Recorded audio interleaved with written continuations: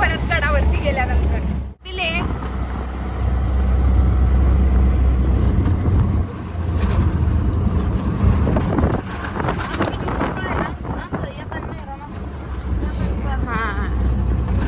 पण मला वाटतं ह्या घाटापासूनच दरवर्षी गर्दी असते ना. हा आणखी एवढं नाही. 11:30 वाजले. आणखी जसा जसा थोडा थोडा वेळ होईल ना आवरून निघायला लोकांना उशीर होतो. हा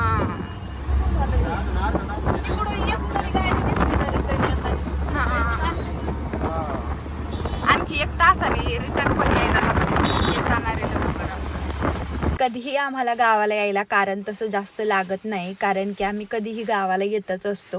पण आता जरासा ब्रेक लागलाय देवांच्या स्कूलमुळे आणि शनिवार रविवार सुट्टी होती आणि शनिवारी पुण्यतिथी होती. असंही मध्ये असते तरी पण आम्ही आलोच असतो, कारण 5 वर्ष सलग आम्ही वारी करतोय. आणि असं एकादशीला सुद्धा वारी करतात, पण आमची पुण्यतिथीची वारी घडतीये तेवढंच आमचं पुण्य असेल काहीतरी, म्हणूनच हे सगळं होतंय. आत्ता काय झालं की शनिवार रविवार होता, मग आम्ही 1-2 दिवस एक्स्ट्रा पण राहणार होतो, कारण आमच्या गावाकडच्या घराचं बांधकाम सुद्धा चालू आहे. आता आम्ही पहाटे 4 वाजता उठलो, त्यानंतर 5 वाजता निघालो.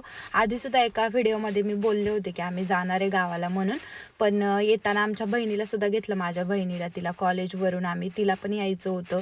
त्यानंतर इकडे येऊन पोहोचलो आणि 2 किलोमीटर आधीच गाड्या लावाव्या लागतात आणि तिथून पुढे चालत जावं लागतं. तुम्ही समोर बघू शकता सगळी लोक चालत जात आहेत, पण माझी मावशी राहते तिकडं हातोल्यामध्ये, तर काका होते. त्यानंतर त्यांनी आम्हाला 2 व्हीलरवरती नेऊन सोडलं. आम्ही तिकडून निघालो आणि आम्ही जेवढ्यात पोहोचलो ना, तर तेवढ्यात पंकजा मुंडे, धनंजय मुंडे हे सगळे आलेले होते. त्यांचे भाषणं वगैरे झाले आणि ते निघाले होते. आम्ही लेट पोहोचलो होतो जराशी आणि आम्ही तिकडे जाऊन पोहोचलो. तुम्ही समोर बघू शकता एवढी जास्त गर्दी होती, कारण कीर्तन वगैरे संपलं होतं आणि प्रसाद वाटप सुरू झालेलं होतं. आणि प्रसादाच्या ठिकाणी एवढी काही गर्दी होती ना सभा मंडपच्या तिथं, कारण की प्रसादासाठी सगळ्यांचं कसं असतं, थोडा का होईना प्रसाद घरी न्यायचा असं. आणि एवढी लांब लांबहून लोक येतात ना या पुण्यतिथीसाठी. खरंच जी कारखान्याला गेलेली असतात ऊसतोडीसाठी ते वगैरे आम्ही लहानपणीपासून बघतोय ना, तर सगळेजण येतात. आणि आमचंच की आम्ही पुण्यावरून येतो, आमच्यासारखी बरीचशी मंडळी पुण्या मुंबईवरून येतात. त्यानंतर इथे ना हेलिकॉप्टरवरून पुष्पवृष्टी चालू होती मंदिरावरती. आणि यावर्षी मंदिराला सुवर्ण कळससुद्धा बसवलेला आहे. काही व्हिडिओजमध्ये तुम्ही बघितला असेल आणि बऱ्याच जणी आहेत ज्या की आमच्या इकडच्या आहेत, तर त्या व्हिडिओ बघतात. आणि ज्यांना कोणाला माहीत नसेल तर त्यांना माहीतच असेल की बीड जिल्ह्यामध्ये भाऊबाबांचं किती म्हणजे छान त्यांची माहिती वगैरे असते, त्यांचे गड आहेत, तर छान आहे. आणि आम्हाला सुद्धा आवडतं इकडे यायला, एकदा मन प्रसन्न होतं. आता यानंतर आम्ही सभामंडपाकडे गेलो होतो आणि स्टेजवरती सुद्धा तुम्ही बघू शकता जिथून कीर्तन सेवा किंवा भाषण वगैरे नेत्यांचे चालू असतात, तर तिकडं. आणि यावर्षी सभामंडप सुद्धा झालेला आहे आणि ही पर्णकुटी होती यावर्षी, हा सुद्धा होतं तिथं. म्हणजे याच्यामध्ये आम्ही नव्हतो गेलो, पण होतं, मम्मी सांगत होती माझी की इकडं होतं, तिथं होम हवन वगैरे असं होतं. त्यानंतर भाऊंची अशी मोठी वामन भाऊंची रांगोळी काढलेली होती आणि ती सुद्धा खूप छान होती. आणि माझं असं आहे ना की शूट करायला कोणी नसताना मीच एकटी शूट करत बसते आणि फ्रंटने सुद्धा मला जास्त घ्यायला जमत नाही असं, त्यामुळे असं मी मध्ये मध्ये क्लिप असतात की अशा. त्यानंतर तुम्ही रांगोळी बघू शकता, एवढी छान रांगोळी वाटत होती ना.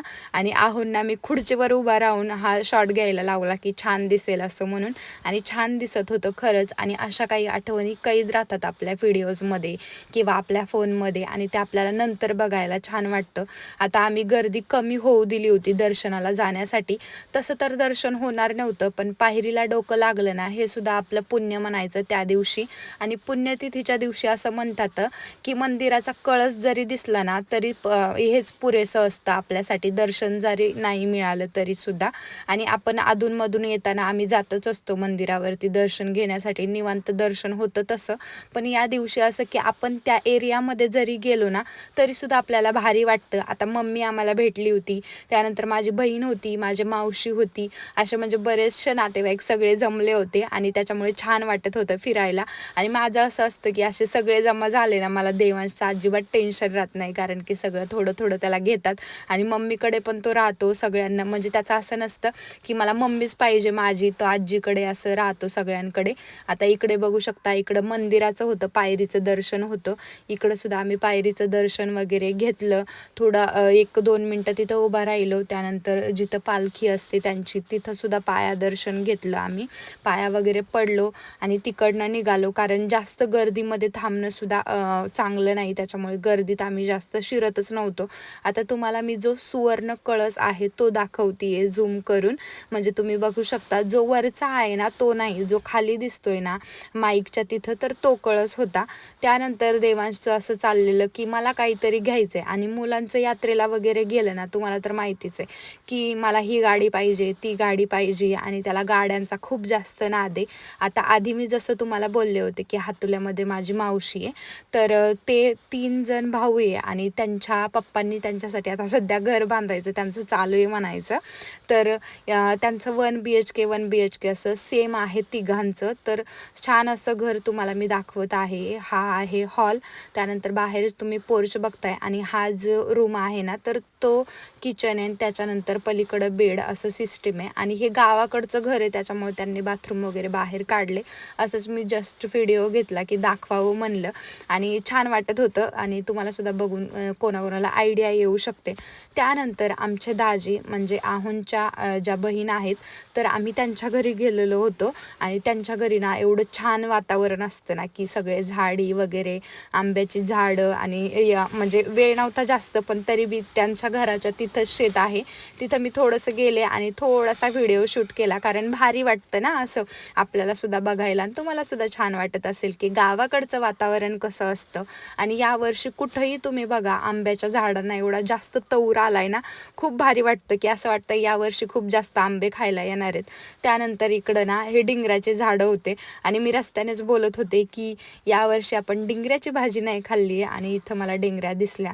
पपईच्या झाडांना सुद्धा एवढ्या जास्त पपया होत्या. आणि इथं ना या आंब्याच्या झाडाला कैऱ्या येतात, म्हणजे सदाबहार आंबा असल्यासारखा आहे तो. तर त्याची कैरी तोडत होते, आणि जस्ट आता मी कैरी खाल्ली आहे ना, छान लागते ती कैरी. म्हणजे यापेक्षा गोड ती उन्हाळ्यामध्ये लागते, पण आत्तासुद्धा छान लागत होती. पण असं काय असतं की जो पदार्थ ऋतूमध्ये म्हणजे फळ असतं ना, तर ते ऋतूमध्ये चांगलं लागतं, पण असं कधी आपण खायला गेलो ना मग नाही ते चांगलं लागत असं. त्यानंतर आहे ना एवढं भारी वाटत होतं, कारण सूर्य मावळतीला चाललेला होता, आणि ते सगळं असं थोडा थोडा प्रकाश पडत होता ना, भारी दिसत होतं. त्यानंतर आहे ना तिथून पुढं आम्हाला मम्मीचं सुद्धा बांधकाम चालू होतं, तिकडं सुद्धा आम्हाला यायचं होतं. पण आता तिथपर्यंत येऊपर्यंत माझ्या फोनमध्ये चार्जिंग नव्हती राहिली, तरी पण छोटासा शॉट आहे माझ्याकडे, जो की तुम्ही पुढे बघालच. इकडं आम्ही चहा वगैरे घेतलो, लगेच मम्मीच्या घराकडे गेलो. त्यांचं आणखी जास्त नाही झालेलं, पाया वगैरे भरायचं चालू आहे. म्हणजे आमचं आणि त्यांचं सेमच आहे. आता अशी सुरुवात केली 1 महिन्यापूर्वी.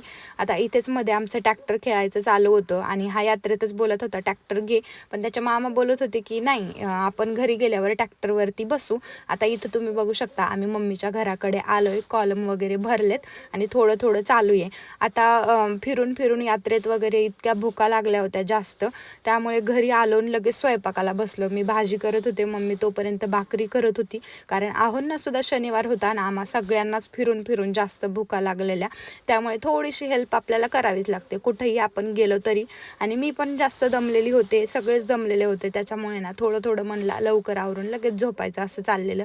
त्यानंतर बहिणींसोबत थोडंसं मस्ती मजाक चालू झालं. त्यानंतर त्यांच्यासोबतच मी जेवले, आणि मस्तपैकी असा केला आजच्या दिवसाचा शेवट. व्हिडिओ आवडला असेल तर लाईक शेअर सबस्क्राईब करा. बाय.